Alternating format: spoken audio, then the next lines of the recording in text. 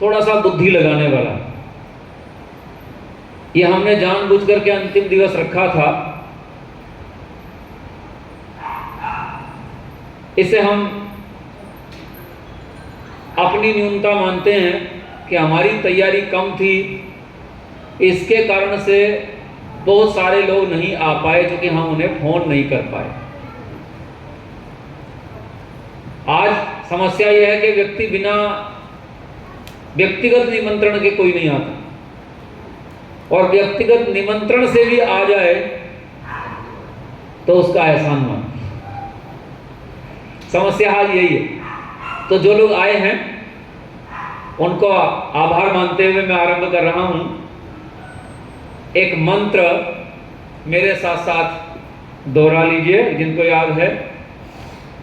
ओम विद्यांच विद्यांच यस्तद्वेदो भयं सह अविद्यया मृत्युं तीर्त्वा विद्ययामृतम् अश्नुते। ओम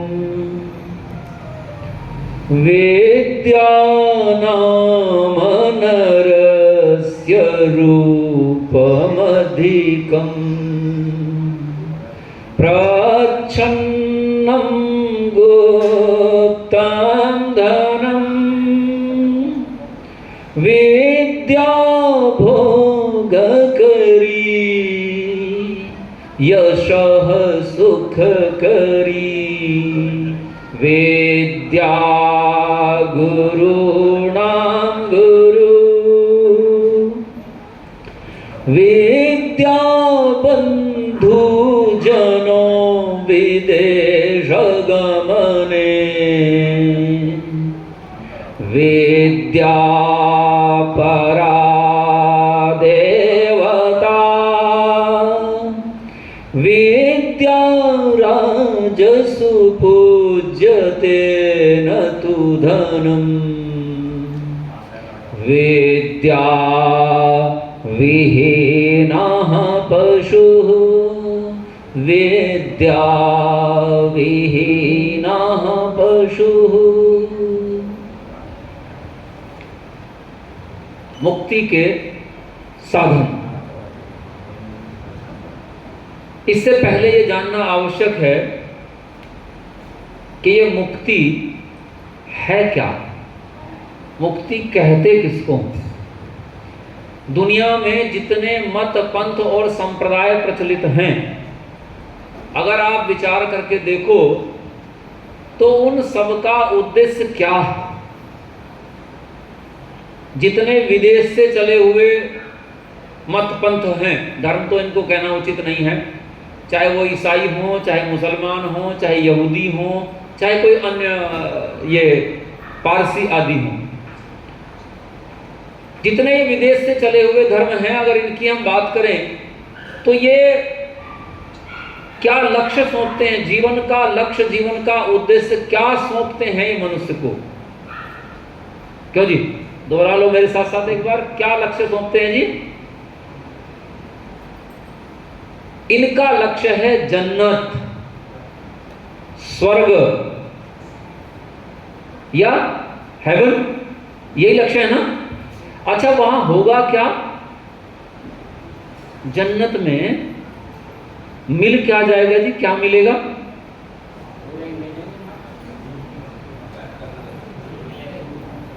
आप सब जानते हैं, सुनते रहते हैं, मैं सब नहीं दोहरा रहा हूं, लेकिन विचार कीजिए, वो केवल इतना सोचते हैं कि जो कुछ इस दुनिया में है, जो इस संसार में उन्हें प्राप्त है, ये थोड़ी सी और विशेषताओं के साथ, थोड़ा ज्यादा संख्या में, थोड़ा ज्यादा मात्रा में ये सारे सुख के साधन इन्हें कहीं अन्यत्र, जो वो स्थान है जिसको जन्नत और दोजख इसको मानते हैं, वहां मिल जाएंगे। वहां हेवन में, वहां स्वर्ग में, वहां जन्नत में ये साधन मिल जाएंगे, इसको मानते हैं। लेकिन हम सब क्या मानते हैं, हम सब की मान्यता क्या है। अपनी बुद्धि से विचार करो कि जितने ये सुख हैं जो हमें ये प्राप्त होने की बात हो रही है, इन सुखों की क्या दशा है कि अगर किसी एक व्यक्ति को कोई चीज बहुत पसंद हो, मान लो आपको कोई एक कपड़ा बहुत पसंद है, या कोई खाने का पदार्थ, मान लीजिए आपको खीर बहुत पसंद है, हैं? कई लोग सोच रहे होंगे कि बना रखी होगी इन्होंने आज भी, लेकिन खीर नहीं बना रखी, कुछ और बना रखा है, चिंता मत करो। लेकिन मैं जो आपको कहना चाहता हूं, जो बताना चाहता हूं कि मान लीजिए किसी को खीर पसंद है, तो पहली कटोरी जब वो खीर की खाएगा तो उसको कितना सुख मिलेगा जी? खूब सुख मिलेगा। अगर उसे खीर पसंद है, बढ़िया बनी हुई खीर मिल जाए, है जी, तो उसे सुख होगा। अच्छा, दूसरी कटोरी दोगे तब क्या उतना ही सुख होगा जितना पहली कटोरी में हुआ? उससे थोड़ा कम सुख प्राप्त होगा। अच्छा, तीसरी कटोरी दे दो तब और कम हो जाएगा। अच्छा, छका के खिला दो, जब तक वो छक न जाए तब तक खिला दो, और उसके बाद कहो अब एक कटोरी और खानी। अब एक स्थिति आएगी कि वो कहेगा अब अगर आपने खीर मेरे सामने रखी तो जितनी खाई थी अब वो भी बाहर आ सकती है। अर्थात उस खीर से क्या हो गई, जो बहुत प्रिय थी, बहुत पसंद थी, उसी से वितृष्णा हो गई, वही खीर बुरी लगने लगी, उससे वितृष्णा हो जाएगी। तो जितने दुनिया के सुख हैं, जो सुख हमें प्राप्त होते हैं हमारी पांचों इंद्रियों से, क्योंकि सुख है क्या? अगर हम सुख की बात करें तो सुख है क्या? अब आप अगर इस परिभाषा को पूछने चले जाओ, कॉलेज में चले जाओ, किसी प्रोफेसर से पूछो, डॉक्टरों से पूछो, वैज्ञानिकों से पूछो सुख है क्या, तो शायद यह प्रश्न का उत्तर मिलना मुश्किल हो जाए। लेकिन बड़ा सरल है। कहते हैं इंद्रियाणाम अनुकूलता सुखम। सुख क्या है? लोक में जो हम सुख अनुभव करते हैं वो क्या है? इंद्रियों की अनुकूलता ही सुख है। जो इंद्रियों को अच्छा लग रहा है वही सुख है। यानी गर्मी लग रही थी, त्वचा जो है जल रही थी, एसी मिल गया है जी, सुख है। भूख लगी थी, बढ़िया स्वादिष्ट भोजन मिल गया, सुख है। नासिका को सुगंध प्राप्त हो रही है, सुख है। आंखों को मनोरम दृश्य प्राप्त हो रहे हैं, जो वो देखना अच्छा लगता है, जो दृश्य हमें, तो सुख है। और अगर वो दृश्य मिल रहे हैं जो देखना अच्छा नहीं लगता तो दुखी हो जाएंगे। यही तो सुख दुख है। लेकिन ये जितना सुख हमें इंद्रियों से प्राप्त होता है, इसको हम कहें ऐन्द्रिक सुख, इसी को कहा है ऐहिक सुख, इसी को कहा है इस लोक का सुख। ये जितना सुख हमें प्राप्त होता है, ये सारे सुख की अगर हम बात करें तो ये सारा सुख वितृष्णा उत्पन्न करने वाला है एक समय के पश्चात। अगर एक से ही दृश्य देखता रहे मनुष्य तो आंखें उस दृश्य से विरत हो जाती हैं, उस दृश्य को देखना नहीं चाहती, उससे बोर हो जाती हैं। तो ये सारा सुख वैसा ही है। और इन्होंने क्या कल्पना कर रखी है? बोले यहां से 70 गुना मिल जाएगा, है जी। अच्छा, बच्चा एक ही हो खिलाने के लिए, क्यों जी? खिलाने के लिए एक बच्चा हो, जब वो बड़ा हो जाए फिर दूसरा हो जाए तो कोई बात नहीं। और अगर एक साथ छोटे छोटे 50-60 बच्चे मिल जाएं आपको खिलाने के लिए, हैं, तो क्या हो जाएगा, है जी? अच्छा, खिलाओगे कि डंडे से हाँकोगे फिर? ये तो बताओ, क्यों जी? फिर खिलाओगे कि हाँकोगे? हाँकने पड़ेंगे, ये याद रखना। वैसे ही मनुष्य की स्थिति होती है। अगर वो हर समय 50-100 लोगों के बीच घिरा रहे तो उसे अनुभव होने लगता, भाई मैं कुछ देर अपना जीवन जीना चाहता हूं, मैं एकांत में रहना चाहता हूं, कुछ देर वो रहना चाहता है, उसे कुछ देर एकांत की आवश्यकता पड़ेगी। और वो निश्चित रूप से पड़ेगी। तो ये आवश्यकता काश ये लोग अनुभव कर पाते। ये जो सांप्रदायिक हैं, इन सांप्रदायिकों को काश इतनी बुद्धि हो पाती कि ये विचार पाते कि ये जो जिसकी कल्पना कर रहे हैं, ये जो स्वर्ग की ये कल्पना कर रहे हैं, ये स्वर्ग ये कुछ होता ही नहीं है। वास्तव में वो स्वर्ग नहीं बल्कि उल्टा नर्क हो जाएगा, उल्टा दुखी करने वाला हो जाएगा। ये स्वर्ग नहीं हो सकता जिसकी ये परिकल्पना कर रहे हैं। बोले भाई फिर स्वर्ग क्या होगा? अगर ये तो नर्क हो जाएगा, लेकिन फिर क्या होगा जिसकी हम कल्पना करते हैं? आखिर वो मोक्ष क्या होगा, वो मुक्ति क्या होगी?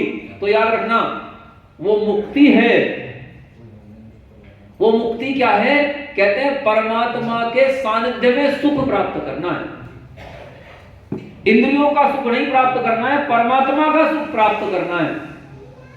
और परमात्मा के सुख की जानते हो क्या विशेषता है? परमात्मा के ज्ञान की, जो कि सुख होता है ज्ञान में। याद रखना, सुख किसमें है? मैंने आपको बताया था थोड़ी देर पहले, इंद्रियों की अनुकूलता सुख है, लेकिन ये नितांत लौकिक परिभाषा है। ये याद रखना, अगर ये इंद्रियां अपना काम थोड़ी देर के लिए छोड़ दे, मान लो जीभ स्वाद न बता रही हो, कई लोगों की हो जाती है ना बीमारी, जैसे कोरोना में कई लोगों को हो गई थी, वो जीभ में स्वाद ही नहीं था। अच्छा, अगर ये स्वाद लेना छोड़ दे तो खीर कितनी बढ़िया हो, क्यों जी बताओ? अगर नासिका से किसी को गंध नहीं आती तो चाट में कितने बढ़िया मसाले पड़े हो, क्यों जी? उसका कोई मूल्य थोड़े है।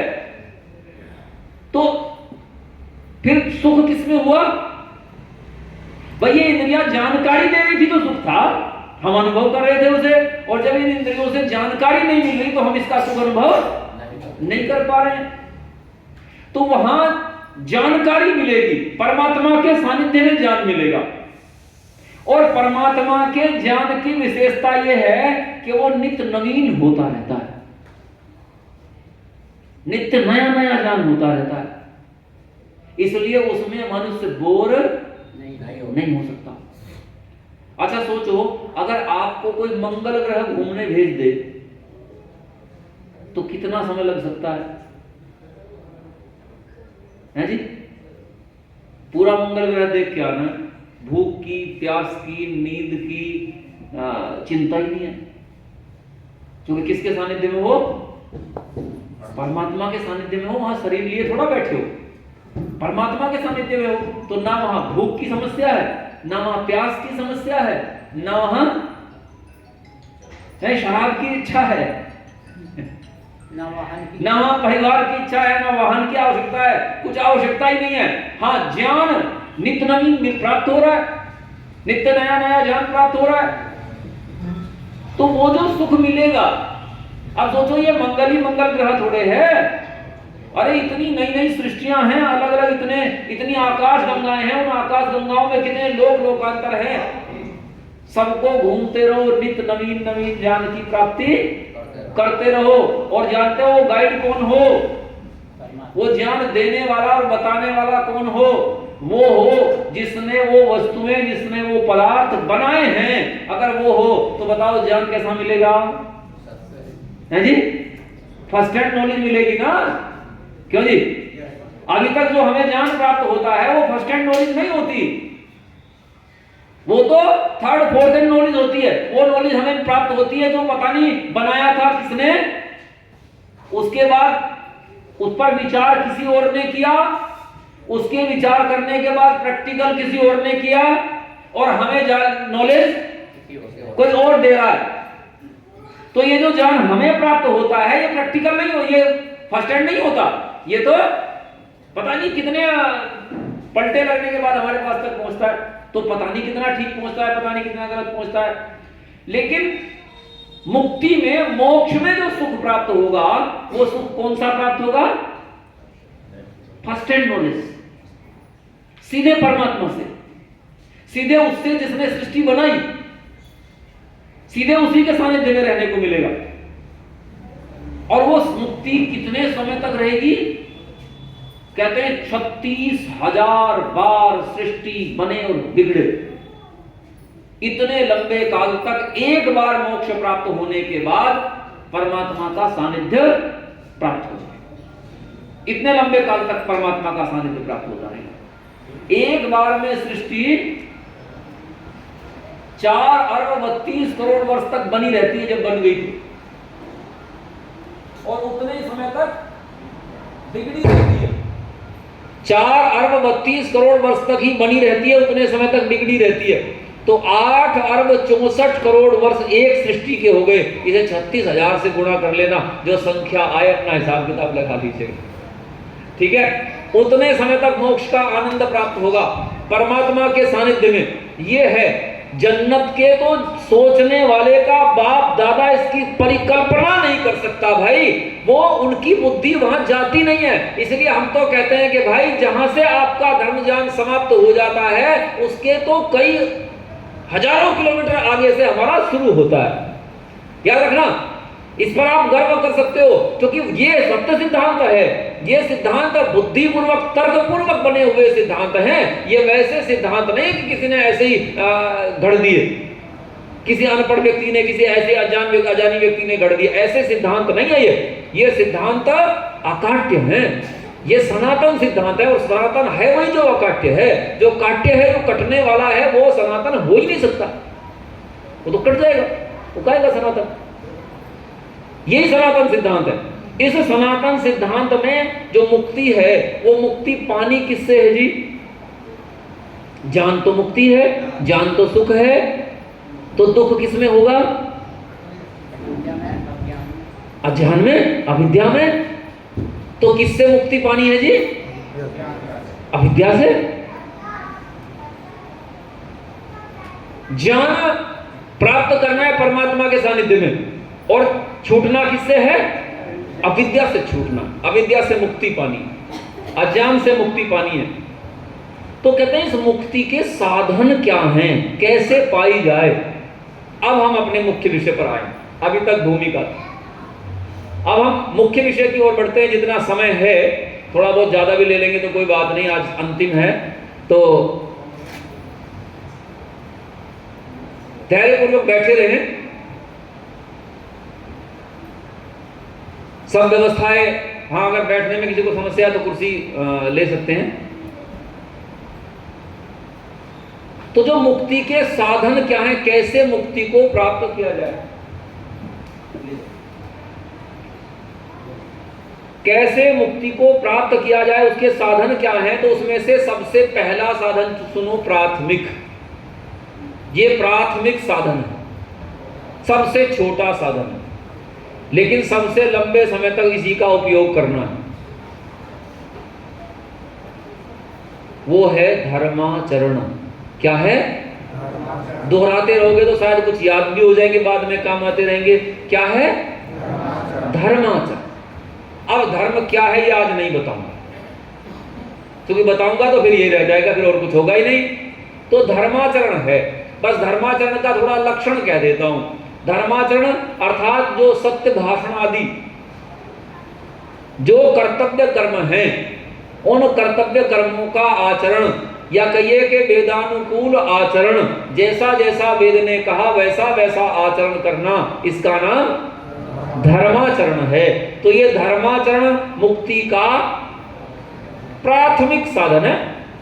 ये ध्यान रखना, ये बड़े वाला नहीं है, ये प्राथमिक साधन है। धर्माचरण से मुक्ति मिलेगी नहीं, लेकिन मुक्ति के लिए टेक ऑफ कर सको ऐसी योग्यता आ जाएगी। गड्ढे में नहीं रहोगे, प्लेटफॉर्म पर रहोगे, ठीक है। रनवे पर रहेगा आपका विमान, गड्ढे में नहीं जाएगा। बस ये धर्माचरण उसका साधन है। कहते हैं फिर साधन क्या है?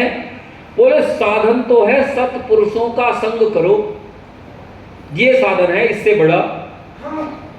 धर्माचरण के साथ साथ सत्पुरुषों का संग करो, तो सत्पुरुषों के संग से किंचित विवेक प्राप्त हो जाएगा।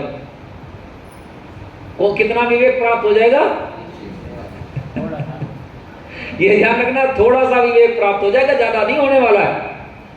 थोड़ा सा विवेक, इतना विवेक प्राप्त हो जाएगा कि अच्छा क्या है बुरा क्या है?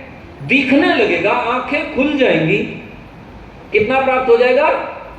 आंखें खुल जाएंगी, उतना विवेक प्राप्त हो जाएगा। लोग तो सोचते हैं सत्संग में जाके ही सब कुछ हो जाएगा। पहले तो वो सत्संग नकली, और फिर सोचता है उसी से सब कुछ हो जाएगा। तो ज्यादा कुछ नहीं होगा। क्या होगा उससे? आप खुल जाए, किंचित विवेक प्राप्त हो जाएगा। और वो जो किंचित विवेक, थोड़ा सा जो विवेक प्राप्त होगा सत्संग से, उस विवेक के प्राप्त होने के पश्चात हम सोच सकते हैं, सोचना शुरू कर सकते हैं। और वो किसके लिए शुरू कर सकते हैं? कहते हैं वहां से शुरू करो अपने शरीर के पंच कोशों का विवेचन करना। क्या करना शुरू करो? 5 कोश हैं हमारे शरीर में, जिसमें हम रहते हैं, जिसमें हम जीते हैं। इस शरीर में 5 कोश हैं। कोश किसको कहते हैं जी? कोश किसको कहते हैं? बैंक को, खजाने को, इसको तो कोश कहते हैं, है जी? कोठड़े कह लो आप। हमारे प्रधान जी कह रहे हैं 5 कोठड़े हैं। तो हम कहते हैं कोठड़े नहीं, लेकिन ये 5 आपके पास में बैंक हैं। ये 5 आपके पास में खजाने हैं। 5 प्रकार के खजाने हैं, कोश हैं। तो इन 5 प्रकार के कोशों में पहला कोश है अन्नमय कोश। क्या है? अन्नमय कोश। अच्छा, जलमय सुना है आपने? जलमय है जी?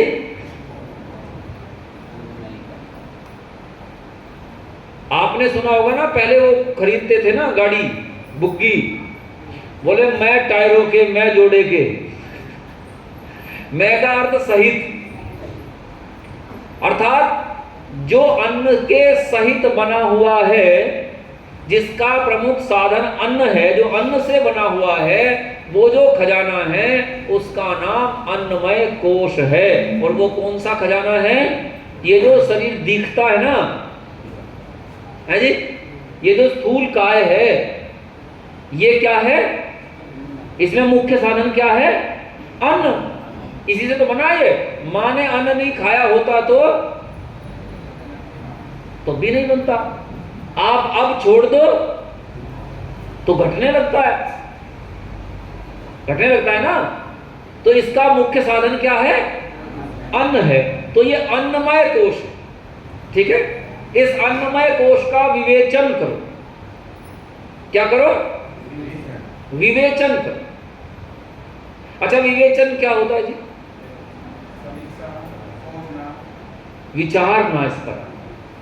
इस अन्नमय कोश को देखो, इस अन्नमय कोश को जानो। जब इसे जानोगे तो इसके भीतर एक और सूक्ष्म कोश है जो इस अन्नमय कोश के अलावा है, और वो है प्राणमय कोश। क्या है? वो प्राणमय कोश है। उसके बिना ये अन्नमय कोश नहीं चलता, उसके बिना ये काम नहीं करता। और ये जो प्राणमय कोश है, जब तक आप इस प्राणमय कोश पर नहीं जाते, तब तक भीतर की यात्रा शुरू नहीं होती।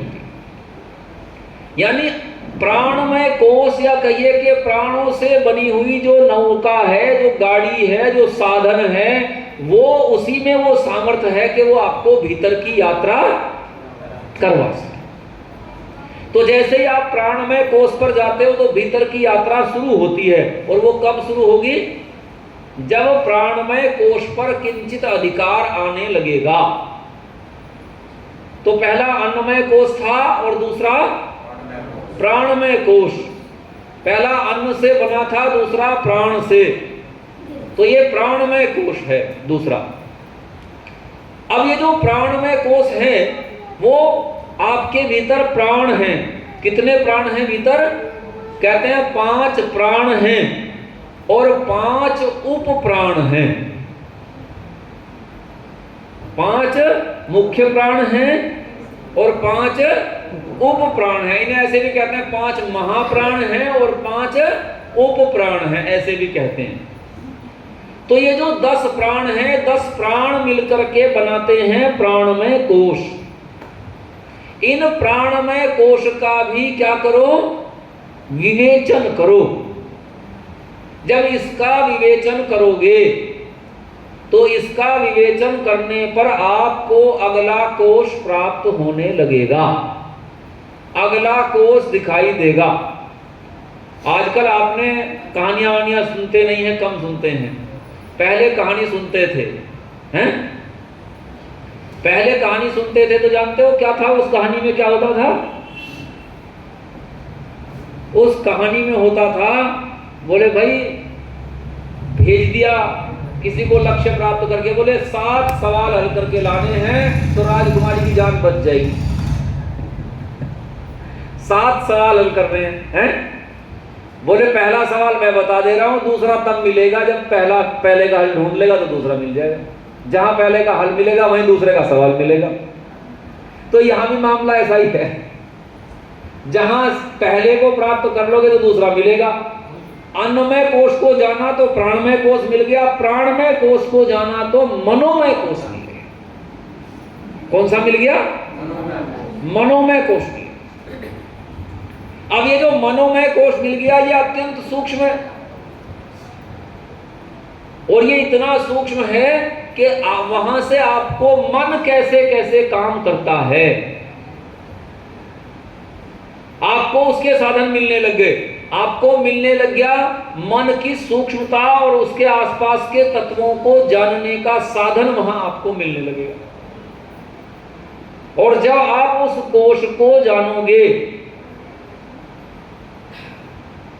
बहुत संक्षेप से अभी बात को कह रहा हूं, इसको समझाने लगेंगे तो सब एक को एक घंटा तो कम से कम चाहिए, इससे कम में विवेचन मुश्किल है, तो इसलिए विवेचन नहीं कर रहा हूं, मैं आपको केवल गिनवा रहा हूं। जब हम इस कोश को जानेंगे जो हमारा मनोमय कोश है, इस कोश को जानने के बाद अगला कोश प्राप्त होगा जिसको कहते हैं विज्ञानमय कोश। यहां से आपको विज्ञान की प्राप्ति होने लगती है। अब आप जानने लगते हैं कि भाई कैसे कैसे ये मन आदि साधन बने थे, क्योंकि मन आदि साधन अत्यंत सूक्ष्म हैं, लेकिन अत्यंत सूक्ष्म होते हुए भी वो बने हुए हैं, वो भी बने हैं। तो किसका कैसे निर्माण हुआ है, किसको हमने कैसे जाना है, और अंततः उसके सूक्ष्मतम तक आप पहुंच सकते हो। वो सूक्ष्मतम क्या है? सत्व, रजस और तमस। वो जो 3 तत्व हैं, उन 3 तत्वों तक या उससे पहले के जो 5 सूक्ष्म तत्व हैं, उन 5 सूक्ष्म तत्वों तक पहुंच सकते हो। ठीक है? वो जो 5 तत्वों की बात होती है ना, उन 5 तत्वों तक पहुंच सकते हो। कहते हैं जब यहां पहुंच जाए तब, तो कहते हैं तब 5वां कोश मिलेगा, और वो क्या है? वो है आनंदमय कोश। कौन सा कोश है? आनंदमय कोश मिलेगा। और उस कोश में जाओगे तो आनंद की प्राप्ति होने लगेगी। कौन से आनंद की प्राप्ति होने लगेगी?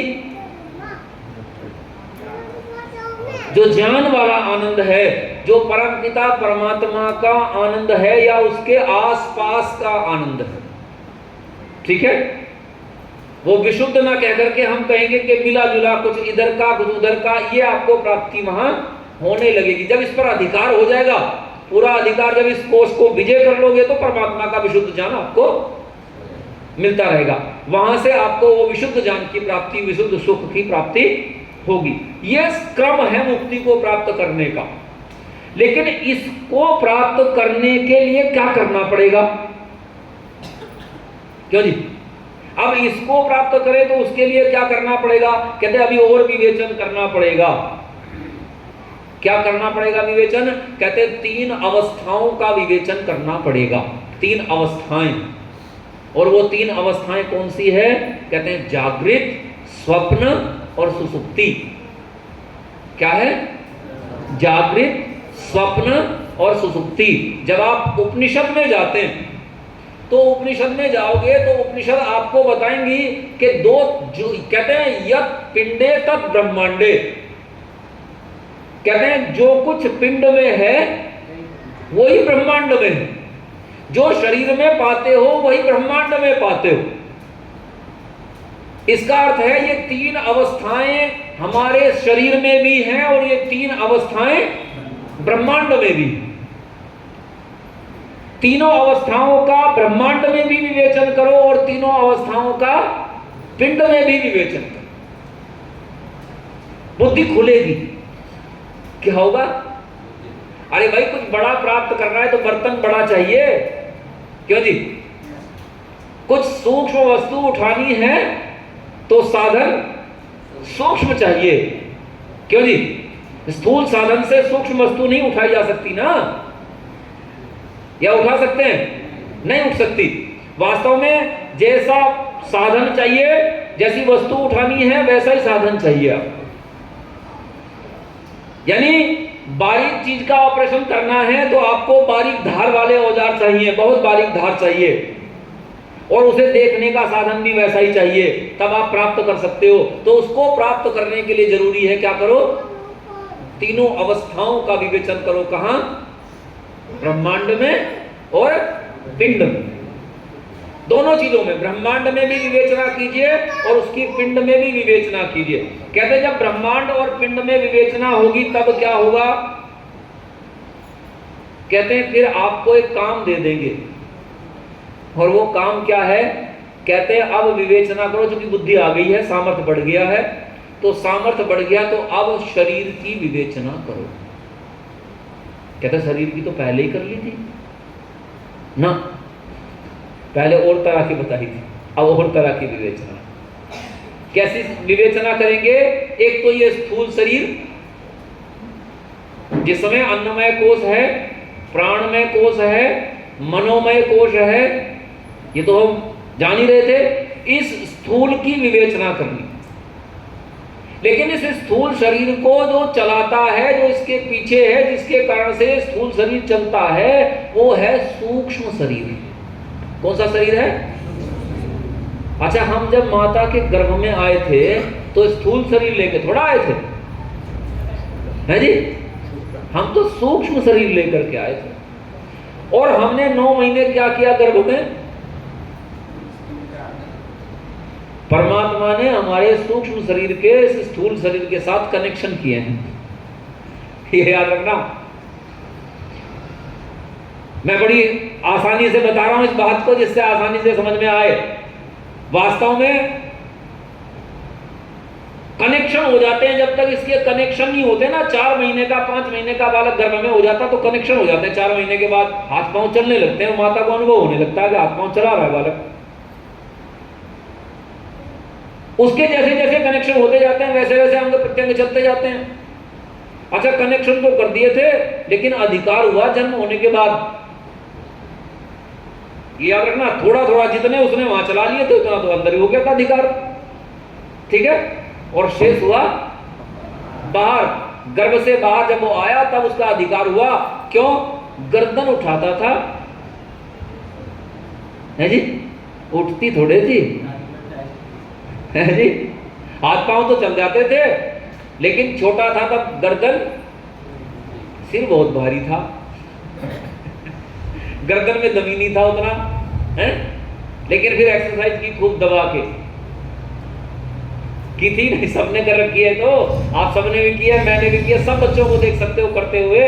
वो इतने हाथ पांव मारता है, इतने आप अगर उस एक्सरसाइज का अनुमान लगा लो, आज की दिनांक में जब आप सोचते हो मैं मजबूत हो गया हूं, उस एक्सरसाइज को अगर आप आधे घंटे तक कर लो तो पसीने आ जाएंगे, आधे घंटे में सांस फूल जाएगी। किसी बच्चे के बराबर में लेट जाना और जितनी तेज वो अपने हाथ पांव चलाता है उतनी तेज चला के देखना, 10 मिनट नहीं चला पाओगे आप, है जी? तो सोचते हो हम पहलवान हो गए। अरे उसने देखो कितना व्यायाम किया है, वो रुकता ही नहीं, सारे दिन करता है भाई, तब तो सिर उठा था ये गर्दन ऐसे नहीं उठी थी, ये तब उठी जब रात दिन जम के एक्सरसाइज की है। सोचते नहीं हम ऐसा विचार ही नहीं करते कि भाई कितने जोर लगाए थे सिर उठाने के लिए, रात दिन एक्सरसाइज की तब जाके सिर उठना शुरू हुआ। और सोचो कितनी बार गिरे थे केवल बैठने के लिए, है जी, केवल बैठने के लिए कितनी बार नाक नीचे लगी थी धरती में, कितनी बार केवल बैठने का अभ्यास करने में समस्या आई, खड़े होने का अभ्यास किया फिर समस्या आई, और चलने का अभ्यास किया पता नहीं कितने बार घुटनों में चोट लगी है जी। तो ये जो शरीर है हमारा, इस पर हमारा अधिकार आया, इस पर हमारा कनेक्शन हुआ, तब हम इस पे काम करने के योग्य हुए।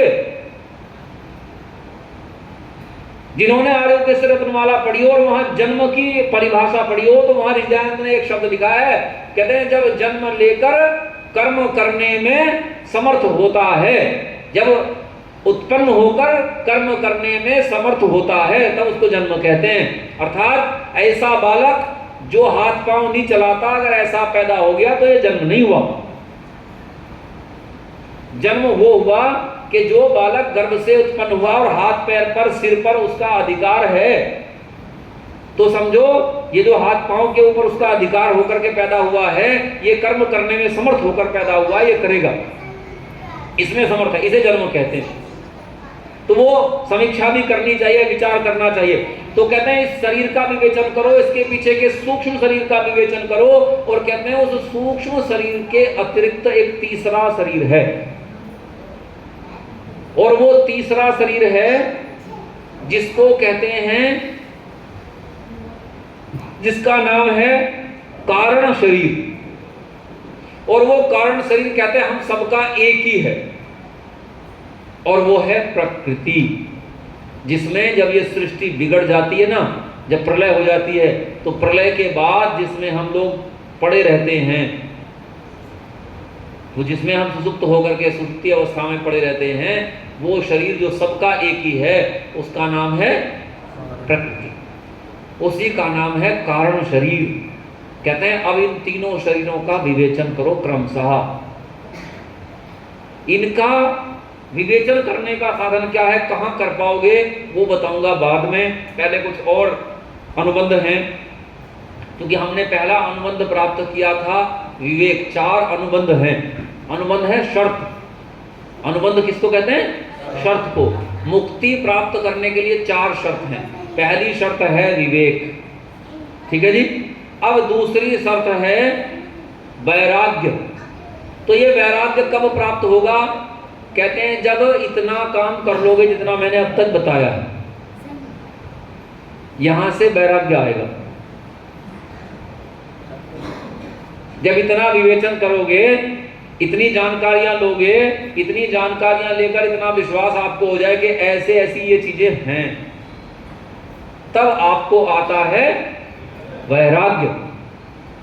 इसका अर्थ है जितना गुरुकुलों में अध्ययन होता था और गुरुकुलों में अध्ययन होने के बाद जितना उस पर विचार होता था, तो वो विचार जो किया जाता था, उस विचार से हम इतने समर्थ हो जाते थे कि गृहस्थ को भोगते भोगते हमें उन चीजों का पक्का विचार कर चुके होते थे, और तब वैराग्य प्राप्त होता था। और वैराग्य प्राप्त होने के उपरांत हम वानप्रस्थ और संन्यास की ओर जाते थे। जितना जितना बढ़ता जाता उतने उतने हम ही बढ़ते जाते थे। ये नियम था, लेकिन हमें प्राप्ति नहीं हो रहा है। तो प्राप्त नहीं हो रहा है तो हम बढ़ेंगे कहाँ? अभी तो हम भी जन्नत वालों की जितना ही सोचते हैं, इससे ज्यादा थोड़ा सोच पाते हैं, क्योंकि जैसी उनकी नॉलेज है वैसी हमारी है। ये जो बात मैं आज आपको सुनाने चला हूं, मैं जो प्रयास कर रहा हूं आपको ये बात सुनाने का, कई लोग तो बोर हो गए होंगे, परेशान भी हो रहे होंगे, लेकिन याद रखना, इस बात को करने की हिम्मत किसी कथावाचक की नहीं है, कर ही नहीं सकता, क्योंकि बीच में इसके नाच नहीं हो सकता, इसके बीच में गाना नहीं हो सकता। करोगे तो फिर समझ में नहीं आना। इसलिए इन चीजों को समझने के लिए मैंने शुरू में कहा था कि थोड़ी सी बुद्धि लगानी पड़ेगी, थोड़ी चीजें आवश्यक होगी। हाँ, ये बालक भले इनके आज समझ में ना आ रहा हो, अगर इनके सामने ये चर्चाएं होती रहेंगी तो अवश्य ये बड़े होते होते इन चीजों को बहुत आसानी से ग्रहण करने लगेंगे, इनके समझ में चीजें आसानी से आने लगेगी। लेकिन आप भी सुनोगे, 2 बार 4 बार सुनोगे तो चित्त में ये चीजें भरने लगेंगी। वैसा सामर्थ्य आने लगेगा, क्योंकि सबको देर लगती है। मैं तो कई बार कहा करता हूं कि मैंने एक बार शब्द शक्ति को समझा। मेरे कॉलेज में मेरे प्रोफेसर्स ने पढ़ाया, और जब प्रोफेसर्स ने पढ़ाया तो 15 दिन शब्द शक्ति पढ़ाई, 15 पीरियड तक शब्द शक्ति को पढ़ाती रही हमारी प्रोफेसर, और मेरे कुछ भी समझ में नहीं आया। सच बता रहा हूं, और मेरे ही नहीं, मैंने अपने क्लास फेलोज से पूछा, मैंने कहा भाई ये कितनी समझ में आई आपके शब्द शक्तियां? तो आपको आश्चर्य होगा, किसी की नहीं आई, लेकिन सुन रखी थी, परीक्षा के लिए याद की थी, समझ में चाहे आई या नहीं आई, परिश्रम किया था इसके ऊपर। तो जब इसी शब्द शक्ति की चर्चा करते हुए आचार्य ब्रह्मदेव मीमांसक जी गुरुकुल टटेसर में मीमांसा दर्शन पढ़ा रहे थे 5-6 लोगों को, मैं वहां गया हुआ था, मेरी ड्यूटी लगी थी पुस्तकालय की पुस्तकें सीधी करने की। मैं पुस्तकालय में पुस्तकें ठीक कर रहा था, और वहीं पुस्तकालय में बैठकर आचार्य ब्रह्मदेव जी मीमांसा दर्शन पढ़ा रहे थे। मीमांसा दर्शन में भी ये विषय आता है। तो जब वहां शब्द शक्ति का विषय आया तो आपको आश्चर्य होगा, परमदेव मीमांसक जी ने शब्द शक्ति पढ़ाई उन्हें 15 मिनट। कितनी? 15 मिनट। लेकिन वो शब्द इतने सटीक थे, वो बात इतनी सीधी सीधी थी, ऋषियों के सूत्र से वो बता रहे थे, पंडितों के व्याख्या वाक्जाल से नहीं बता रहे थे, ऋषियों के सूत्र से वो पढ़ा रहे थे। 15 मिनट में उनका तो मुझे पता नहीं 5 के कितनी समझ में आई, मेरी समझ में आ गई, क्योंकि मैंने पहले सुन रखी थी। तो मैं यही मान करके चल रहा हूं कि यदि आप सुनोगे, जानोगे, तो अब नहीं तो अगली बार मेरे से नहीं तो मेरे बाद कोई बोलेगा तो उससे आपकी समझ में आ जाएंगी चीजें। लेकिन इसके लिए आपको सुनना पड़ेगा, इसके लिए जोर लगाना पड़ेगा। तो दूसरा अनुबंध हमने बताया क्या? वैराग्य। और वैराग्य शब्द का क्या अर्थ है? विगत रागः वैरागः, जिसका राग चला गया है वो वैराग्य है। बहुत सारे लोगों ने बहुत सारी पुस्तकें पढ़ रखी हैं, लेकिन राग छूटना सरल नहीं। 80 साल 90 साल का व्यक्ति हो जाता है, लेकिन सोचता रहता है कि मैं कैसे अपने परिवार का धन बढ़ाऊं। मुझे तो आश्चर्य होता है, ऐसे ऐसे लोग मिलते हैं जिनकी 1 लाख रुपये पेंशन है, 1 लाख रुपये पेंशन, और ऐसा व्यक्ति कहता है कि जी मैं बिजनेस करना चाहता हूं। किस लिए भाई? बोले धन बढ़ जाएगा। तो इसको कभी वैराग्य प्राप्त होगा क्या? क्यों जी? इसके पास विचारने का समय नहीं, कुछ कहां से वैराग्य प्राप्त करेगा? हाँ, हम कहते हैं कि भाई अगर जिसके पास साधन नहीं है वो करे तो करे, लेकिन जिसके पास खाने पीने रहने का बढ़िया साधन है वो भी अद्धी दौड़े जा रहा है। ये कहीं रुकेगी तो है नहीं, कहीं नहीं रुकना इसे। तो हम कहते हैं जो गृहस्थ है वो दौड़े, खूब कमाए, कोई समस्या की बात नहीं है। लेकिन भाई जब रिटायर हो गया है, जब परमात्मा ने कह दिया दूसरे टायर लगवा दे, तो दूसरे टायर लगवाओ, और दूसरे टायर लगा करके पुराने वाली सड़क पर गाड़ी मत दौड़ाओ, क्योंकि ये दूसरे टायर ज्यादा दिन नहीं चलते। याद रखना, वो पहले वाले जो ओरिजिनल टायर है वो ज्यादा दिन तक चल जाते हैं, दूसरे टायर जो है ये थोड़े दिन के लिए हैं। तो इसलिए इन टायरों का उपयोग उस रास्ते पर चलाने के लिए करो जो मंजिल की तरफ ले जाए। उस तरफ मत जाओ जो मंजिल की तरफ जाता ही नहीं, उस पर दौड़ते रहोगे तो ये टायर बेकार में घिस जाएंगे, और पता चला टायर घिस गए और दिशा उल्टी है, तो फिर कुछ नहीं कर पाओगे। तो इसलिए ठीक दिशा की ओर बढ़ने का प्रयास करना ही चाहिए। अब इसके आगे कहते हैं जब ये वैराग्य प्राप्त हो जाए तो प्राप्त करने का प्रयास करो षट्क संपत्ति। क्या है? षट्क संपत्ति, 6 प्रकार की संपत्ति प्राप्त करने का प्रयास करो। नाम ले देता हूं क्योंकि समय अनुकूल नहीं रहा, थोड़ा सा बताता चलूंगा जिससे थोड़ा समझ में आ जाए। इनमें से पहली संपत्ति है शम। क्या है? शम। तो शम जानते हो किसको कहते हैं? शांति। शम नाम है सीधे सीधे चलते जाने का। सीधे सीधे धर्माचरण करते रहो, दाएं बाएं मत उलझो, है जी। कोई उलझाने वाला मिले नमस्ते करो, है जी। कई लोग मिल जाते हैं, बोले मेरे साथ मुकदमा लड़ ले।